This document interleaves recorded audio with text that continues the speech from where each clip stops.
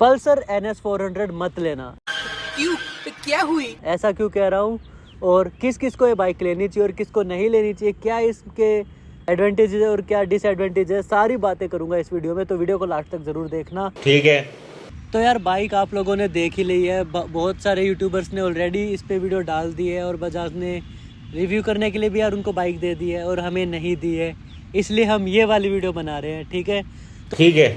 तो आज फैक्ट्स पे बात करेंगे सीधा सीधा, कोई मतलब उसके स्पेसिफिकेशन की तारीफ़ नहीं करने वाले हैं हम, तो क्या प्रैक्टिकल लाइफ में जो यूज़ होने वाला है उसके ऊपर हम बात करेंगे। ठीक है, तो बाइक में डोमिनार का इंजन दिया हुआ है, आपको सबको पता है। हम मालूम है, तेरे बाप को मत सिखा, चल। NS से और डोमिनार से मिक्स करके कंपोनेंट्स उठाए गए हैं, कुछ पार्ट्स नए भी हैं, तो ये सब चीज़ें आपको पता है बाइक के बारे में। तो सबसे पहले मैं बात कर लेता हूँ कि ये बाइक लेनी किसको चाहिए। तो इसमें अगर हम बात करेंगे कि भाई अगर आप बाइक एंथुजियास्ट हो या फिर आपको लेनी ही 400 कैटेगरी की बाइक है, आप खर्चा उठा सकते हो बाइक का और आपको एक कम बजट में या फिर एक बजट सेगमेंट में अच्छी 400 की बाइक मिल रही है, तो आप इस बाइक को डेफिनेटली परचेज़ कर लो। मैं तो यही कहूँगा, क्योंकि बाइक में इंजन जो वो काफ़ी ट्रस्टी इंजन है। 390 ड्यूक का जो पुराने वाला इंजन था 373 सीसी का, वही इंजन इसमें यूज़ किया गया है जो डोमिनार में भी यूज़ होता है, मैंने पहले ही बताया। समझ गया। तो उस इंजन को काफ़ी ट्रस्टवर्दी हम बोल सकते हैं, क्योंकि 8-10 साल हो गए हैं मार्केट में आए हुए इस इंजन को, और ड्यूक 390 इस इंजन की वजह से ही फेमस हुई थी और बाद में डोमिनार में भी यूज़ किया गया इस इंजन को, और अब NS 400 में भी इस इंजन को यूज़ किया जा रहा है। ठीक है, तो इंजन की वजह से मैं डेफिनेटली आपको ये रिकमेंड करूँगा कि अगर आपको एक 400 सीसी बाइक ही चाहिए, आप खर्चा उठा सकते हो बाइक का, तो डेफिनेटली आप एक बार इसको ज़रूर देखना।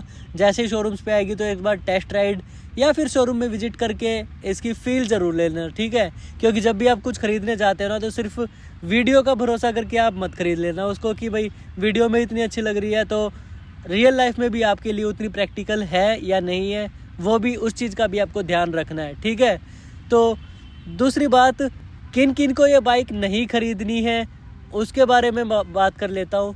अगर आपके पास पहले नॉर्मल बाइक थी 100-125 सीसी की और उसके बाद अब आप 2-2.5 लाख रुपए का बजट बना के एक नई बाइक ख़रीदना चाहते हैं, तो आपको यहीं पे मैं रोक देना चाहूँगा। अगर आपके ग्रुप में पहले से ही एक इतनी पावरफुल बाइक है और आपने चलाई है वो बाइक, तो आपको थोड़ा बहुत अंदाज़ा होगा उसकी पावर का और आप जल्दी यूज़ टू हो जाओगे NS 400 के साथ। लेकिन अगर आप 2-2.5 लाख के बजट में ही बाइक देख रहे हो और आपने उससे पहले 400 सीसी की मतलब ड्यूक 390 नहीं चलाई है पुराने वाली, या फिर डोमिनार नहीं चलाई है, या फिर इस कैटेगरी की बाइक चलाई ही नहीं है, बुलेट चलाई है, बुलेट अलग कैटेगरी की बाइक है, उसको 400 सीसी में हम कंसीडर कर ही नहीं सकते क्योंकि उसका नेचर अलग है और इन बाइक्स का नेचर अलग है। तो अगर हम बात करेंगे आपको एक 2-2.5 लाख के अंदर बाइक ही लेनी है इस बजट में, तो आप या तो NS 200 ले लो या फिर किसी और बाइक की तरफ आप ले जाओ, लेकिन 200 या 250 सीसी के आसपास में ही आप बाइक परचेज करो। सीधा 400 पे जंप मत मारो, क्योंकि उसकी आपको आदत नहीं होगी और उस पावर को आप कंट्रोल नहीं कर पाओगे इजीली। तो अगर दूसरा मैं पॉइंट रखूं अपना, देखो यार बजाज ने कम बजट में 200 सीसी वाले बजट में 400 सीसी की बाइक तो बना दी है, लेकिन अब इसमें नुकसान किसको होगा। आप 200 सीसी की बाइक ख़रीदने जाओगे, NS 200 ख़रीदने जा रहे हो, लेकिन NS 400 आप ख़रीद लेते हो, तो क्या क्या डिसएडवांटेज आपको होंगे उसकी मैं बात कर लेता हूँ। पावर आपको अच्छी मिलेगी, लुक्स आपको अच्छी मिल रही है, ठीक है, फीचर्स आपको अच्छे मिल रहे हैं, राइड बाय वायर हो गए, टायर चौड़े हो गए या डिजिटल मीटर आ गया है, तो ये जितनी भी चीज़ें ये सब आपको अच्छी मिल जाएंगी उसमें। लेकिन डिसएडवांटेज क्या मिलेंगे उसकी मैं बात कर लेता हूँ। ठीक है, तो सबसे पहला जो डिसएडवांटेज है वो है माइलेज का। 200 सीसी से सीधा 400 सीसी पे अगर आप जंप मारोगे तो माइलेज घट ही जाएगी। डोमिनार की जो माइलेज है, आप कितने भी रिव्यू पढ़ लो, मैं पर्सनली भी कई जो दोस्त हैं उनके पास डोमिनार है, उनसे भी मैं पर्सनली मिल के उनसे बात भी करी है मैंने, तो उनका भी जो ओपिनियन है यही है कि भाई एवरेज जो वो 25 से 35 के बीच में ही रहती है। गिर जाएगी 25 से नीचे, लेकिन 35 से ऊपर एवरेज नहीं देने वाली वो, ठीक है। लेकिन अगर हम 200 सीसी की या फिर 150 सीसी की जो बाइक्स है, 150 सीसी में मैं MT-15 या यामाहा R15 की बात कर रहा हूँ, अपाचे की बात नहीं कर रहा हूँ मैं 150 में, उनकी एवरेज डेफिनेटली 400 सीसी की किसी भी बाइक से ज़्यादा बेहतरीन होती है, और उनकी जो मेंटेनेंस कॉस्ट है वो भी बहुत ही कम आती है अगर हम किसी 400 सीसी की बाइक से कंपेयर करते हैं। तो एग्जांपल के तौर पे अगर आप डोमिनार के ही रिव्यू पढ़ लोगे तो उसका जो मेंटेनेंस कॉस्ट है वो हर 5000 किलोमीटर पे उसको सर्विस चाहिए, ठीक है, और हर सर्विस उसकी 2500 प्लस ही जाती है। तो मतलब आपका जो सर्विस कॉस्ट है वो भी बढ़ जाएगा, और दूसरी बात जो माइलेज है वो भी घट जाएगी। अगर आप ये एक ही बाइक रखने वाले हो अपना पास, मतलब आपकी डेली यूज़र बाइक होने वाली है ये, तो मैं रिकमेंड नहीं करूँगा कि आप कोई भी 200 सीसी बाइक छोड़ के ये 400 सीसी की NS 400 ले लो, ठीक है। एवरेज हाँ मैं कहूँगा कि भाई लाइट वेट है थोड़ी सी डोमिनार से, तो एवरेज थोड़ी सी प्लस हो सकती है, लेकिन कितनी ही प्लस हो जाएगी मैं वो कह रहा हूँ, ठीक है। किसी भी 200 सीसी तो अच्छा देगी नहीं माइलेज, देना 400 सीसी वाला ही है। तो मैं वही कंसीडर कर रहा हूँ आपको कि आप किसी 400 सीसी से अच्छा है कि आप 200 सीसी की बाइक लो, अगर आप 200 सीसी की बाइक लेने जा रहे हो तो, ठीक है। तो दूसरा पॉइंट ये हो गया। तीसरा, इसके जो पार्ट्स है वो भी महंगे आने वाले हैं, क्योंकि इसमें डोमिनार के पार्ट्स भी यूज़ किए गए हैं।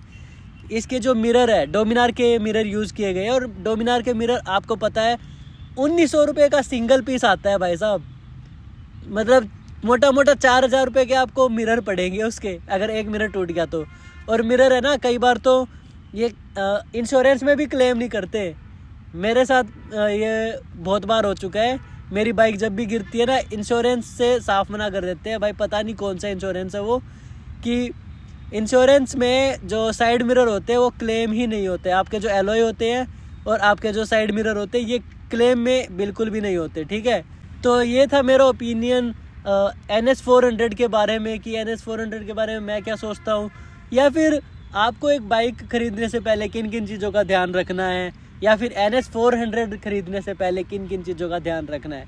बाकी अगर पर्सनली मैं अपनी बात करूँ तो मुझे बाइक बहुत ज़्यादा अच्छी लगी है। आगे जाके इसके प्राइस हाइक होने वाले हैं डेफिनेटली, और अभी अगर आप एक 400 सीसी की बाइक खरीदना चाहते हो तो एक बार देख लो यार, क्योंकि स्टार्टिंग में जो प्राइस आया है ना 400 सीसी के हिसाब से तो बहुत ज़बरदस्त प्राइस रखा है बजाज ने। और क्वालिटी में मुझे वही है कि हर बार की तरह क्वालिटी में थोड़ा बहुत 19-20 का फ़र्क होगा। बजाज की पहली भी बाइक्स जो होती है उनमें फिट एंड फिनिश में कसर रह जाती है। वैसे तो रिव्यूज़ मैंने पढ़े हैं, तो रिव्यूज़ में तो क्वालिटी का कोई इशू नहीं बताया, लेकिन होगा कुछ ना कुछ तो इशू इसमें पाएगा, ठीक है। तो इन्फॉर्मेशन अगर आपको यूज़फुल लगी है, अच्छी लगी है, तो आप वीडियो को लाइक कर दीजिए और चैनल को आप सब्सक्राइब कर दीजिए अगर चैनल सब्सक्राइब नहीं किया है, क्योंकि मैं ऐसे ही टेक्निकल नॉलेज आपके लिए लेके आता रहता हूँ, बाइक से रिलेटेड या फिर कार से रिलेटेड, या फिर ओनरशिप रिव्यूज़ जो है वो भी मैं लेके आता रहता हूँ आपके लिए। तो चैनल पे बने रहिए, मिलते हैं नेक्स्ट वीडियो में, तब तक के लिए राइड सेफ।